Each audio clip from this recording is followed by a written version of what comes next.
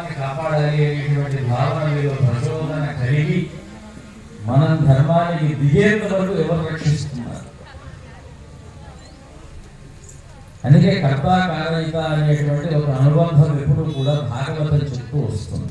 ప్రేరక స్థానమోదక దీన్ని నీతి సూత్రంలో చెప్పినప్పటికీ కూడా కర్త కారయిత చేవ ప్రేరక స్థానమోదక సుకృతే దుష్కృతే చేవ చత్వారో సమభాగినః. ఈరోజు స్వాముల వారు అందరూ వచ్చి నేను ధర్మం గురించి మాట్లాడుతూ ఉన్నాము, మీరందరూ వింటూ ఉన్నారు. ఇందులో ఒక్కరైనా సరే ధర్మం గురించి పాటుపడుతున్నారు, వారికి ధర్మం గురించి సహకరించేటువంటి వాళ్ళు, చేయించేటువంటి వాళ్ళు నలుగురు ఉంటారు. మాట్లాడేవారు, సహకరించేవారు, చేసేవారు, చేయించేవారు. ఈ నాలుగు లేకుండా ప్రకృతిలో ఏ కార్యం జరగదు. ఈ నాలుగు ఉండాలి. అందుకే ఇందాక గణపతి ఉపనిషత్తు చెప్తూ చత్వారి వాక్పరిమితావదాని త్వం గుణత్రయాతీతః త్వం దేహత్రయాతీతః త్వం కాలత్రయాతీతః.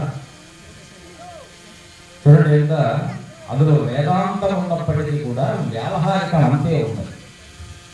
చత్వారి వాక్పరిమితావదాని. ఎవరైనా ఒక మనిషి ఒక సంకల్పం చేస్తే దానికి నలుగురు తోడు వచ్చారు అంటే ఆ పని సిద్ధమయ్యాడు. అందుకే సత్సంకల్పాలు ఎప్పుడు చేస్తూ ఉండాలి. ఇలాగా మనం అనేక ధార్మికమైనటువంటి విషయాలను చెప్పుకుంటూ వెళుతూ ఉంటే సమయం బాగా అవుతుంది కనుక ఉన్నది సమయం తక్కువ. ఈ లోపల 2 వాక్యాలు ఆ నృసింహస్వామి వారి గురించి మనం తెలుసుకోవటం. మృత్యున్ నమామ్యహం అనేటువంటి పదానికి ప్రమాణం మనకు ఎక్కడ కనిపిస్తున్నది అంటే శంకర భగవత్పాదులు ఉపనిషత్ భాష్యం రాయటానికి సంకల్పించి తీసుకున్నటువంటి 10 ఉపనిషత్తులు ఉన్నాయి. కేన, కట, ముండక, మాండూక్య, ఐతరేయ, శ్వేతాశ్వేతర, తైత్తిరీయ, బృహదారణ్యక, ఛాందోగ్య అనేటువంటివి మొత్తం కలిపి 10 ఉపనిషత్తులు. ఈ 10 ఉపనిషత్తులో కూడా సాక్షాత్తు మృత్యున్నమామ్యహం, నేను చెప్తున్నటువంటి మృత్యు అయినటువంటి యమధర్మరాజుని నేను చెప్తున్నా, ఈ స్థలం, ఈ సమయం, ఈ అధికారం నాకు కలగజేసిన ఒక పదార్థం ఉన్నది. దాని గురించి నీకు చెప్తాను వినమని చెప్పినటువంటి ఉపదేశం కఠోపనిషత్తు. కఠోపనిషత్తు అంతా సారం మనం తెలుసుకోవాలి అంటే 2 ఒక ప్రశ్నల్ని మనం చూసుకోవాలి. నేను అడిగిన ప్రశ్న, ఆయన విన్నటువంటి సమాధానం. నచికేతుడు ఏమని అడిగాడు యమధర్మరాజు వారిని?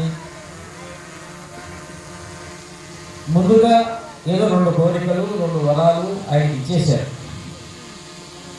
3వ కోరికగా నీకేం కావాలి కోరుకో ఉన్నాడు. ఆయన అడిగినటువంటి ప్రశ్న ఏం ప్రేతే విచికిత్సే మనుష్యే అస్థేత్యేకే నాయమస్థేత్యేకే. ఇదేదో శ్లోకంలో ఉంది స్వామి, నాకేం అర్థం కావట్లేదు అనుకోవచ్చు. కాకపోతే ఈరోజు సమాజానికి కావలసినటువంటి ప్రశ్న ఆ రోజు నచికేతుడు ఆయన అడిగాడు. ఏం ప్రేతే, ప్రేతే అంటే మరణించిన తరువాత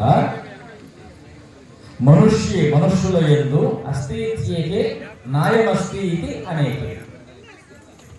ఒక పక్షం వారు ఏమంటున్నారు, సాగుతూ అయిపోయింది, ఏం లేదు, ఏదో ప్రకృతి వశాత్తు ఈ దేహం వచ్చింది, దీంట్లో ఆత్మ ఏం లేదు, ఇది పోతే ఆ దేహం పోతే అన్నీ పోయినట్టే, మళ్ళీ జన్మంటూ ఏం లేదు. ఒక వర్గం ఉన్నది అయ్యా లోకంలో, ఇంకొక వర్గం ఉన్నది. ఆ వర్గం ఏమిటి అంటే ఒక జీవి ధ్యానం చేస్తూ ఉంటాడు. భగవద్గీతలో మనకు చెప్పినట్టుగా వాసాంసి జీర్ణాన్ని యథా విహాయ. ఇది జీర్ణం కాగానే మనం ఇంకొక వస్త్రం ధరిస్తాం. ఒక చెట్టు తను ఉండగానే తన యొక్క ప్రాణాన్ని విత్తనంలో పెట్టి అనేక ఫలాలను ఇస్తూ ఉంది. అందుకే భాగవతంలో ఒక చోట ఒక మాట చెప్తూ, ఎక్కువగా అన్నింటినీ మనం టచ్ చేసుకుంటూ పోలేము, 20 నిమిషాల్లో ముగించారు.